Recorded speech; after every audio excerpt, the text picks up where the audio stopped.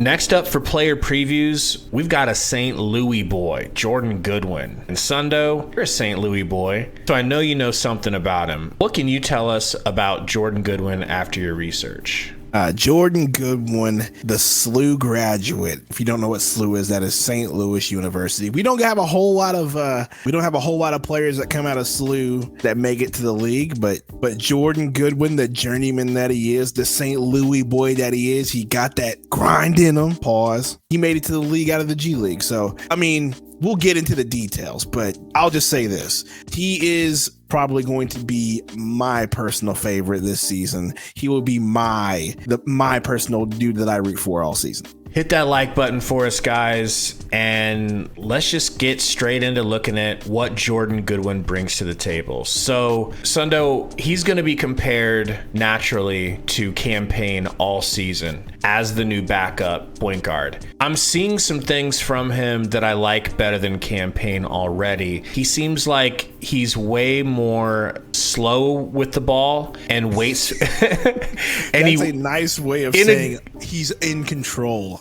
That's what I mean. He seems much more in control of the ball, waiting for things to develop, finding the open guy, and selflessly getting it to the open guy. Really like that. Not that Campaign was a ball hog, but sometimes he moved so fast that the rest of the offense kind of just sat around and watched him take his attempts. Now, Jordan Goodwin seems to have this old soul kind of game, if that makes any sense. Like he's just real patient. He waits for his spot. He'll hit the right guy. If he needs to drive, he'll drive. If he needs to take the step back, he'll take the step back. If he needs to hit the quick three, he'll hit the quick three. It's just you're right, the opposite of Campaign, which is, it seems like he makes the best decision possible at the time when you watch him play. Let me read you what I have written down as my top note. His game has an old school 90s feel to me in a good way. I said it. There you go. Right? He's got this, it seems like he's got this attitude of just being willing to make the smart play, the winning play at all times. He seems like he understands what needs to be done, and he just does it like somebody going to work at 4 a.m. every day because they're just doing what needs to be done, and they don't think twice about it. They just do what needs to be done. Right. The old 9 to 5. I like the way you put that. Yeah, for sure, man. And here's the deal. We're talking about him. We say old soul. The dude's only 24. He worked his way up from the G League to the NBA. I mean, and he got himself some solid minutes last year. We watched his highlights toward the end of the year, and yeah, we thought, okay, maybe they're playing some bums. It's the end of the year. It's usually how it goes for most teams like the Wizards. They'll just play their bums, or they face other teams that are playing all their bums or whatnot. But he got some solid minutes versus some solid teams, specifically that Clippers game that we watched together. There was a play toward the end of the game where he was dribble past half court, looked where he needed to go. He had a man open in the corner, immediate skip pass. Dude hits a dime. They tie it up 103 to 103. I mean, that's the kind of stuff that, I'm going to be honest, you wouldn't have seen from Campaign. You wouldn't have seen from any of our backup guards, to be honest. So, I mean, it's those heady plays, those right plays that need to be made that you want from somebody that's going to be your backup point guard. And if I'm being honest, in some ways I root for him to be the starting point guard, but that's just my personal thing.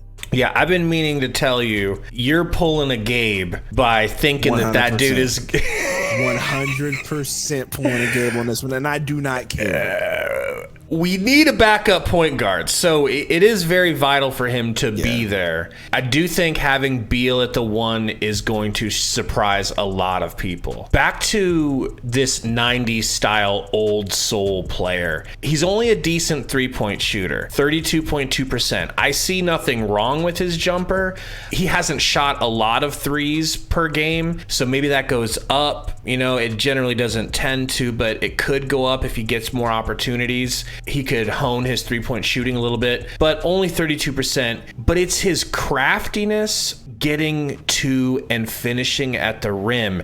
It's more of like, I'm going to just do a dribble move that gets me there. I'll bump, I'll pump, pause, and get you in the air, and I'll just throw it up over you and it'll go in. It's not Kyrie Irving gliding to the rim and switching hands and spinning it off the backboard. It's that 90s style of just grittiness. Yeah, for sure. Like when you say 90s style point guard, like that is it. Like the Ron Harpers of the NBA or the Mark Jacksons, even just that style of point guard. It seems like that's what his game is. And you know, me and you, we're boomers, right? We're millennials. We grew up watching Michael Jordan. We grew up watching that era of basketball. So yeah, when we see a player like that, that is just an ode to the 90s basketball that we love. And so yeah, we're going to be enticed and we're going to fall in love with this dude, especially me. And so I'm not worried too much about the 3-point shooting. We've talked about this in plenty of videos before him. Of the players that we've had, we've gotten plenty of 39% 3-point shooters. We've gotten plenty of them in wings. What we need from him is to be a facilitator, make the right decisions, get the ball to those said wing players, and we'll be good to go. So yeah, the 3-point shooting doesn't bother me. 44% from field goal range is just fine. And 6.6 points per game, I mean, you couldn't ask for more from a backup point guard that you expect to play maybe, I don't know, 18, 20 minutes, maybe max. So I'll take it. Another skill that he possesses that I really like in a point guard is getting steals. Like, he's no slouch defensively. I talked about him being crafty finishing at the rim. He's also a crafty defender. He's smart. He reads what's going to happen, intercepts passes in the passing lanes, strips people when it's time. He sees someone doesn't know he's there, he's going to slap that ball out. He's opportunistic on the defensive side of the ball, and he's had a few games where he had 5+ steals. I mean, we need to take all the defense on the court we can get with this offensive heavy style team, and you know that Frankie Vogues is gonna love him as a defender, and that could get him some more playing time.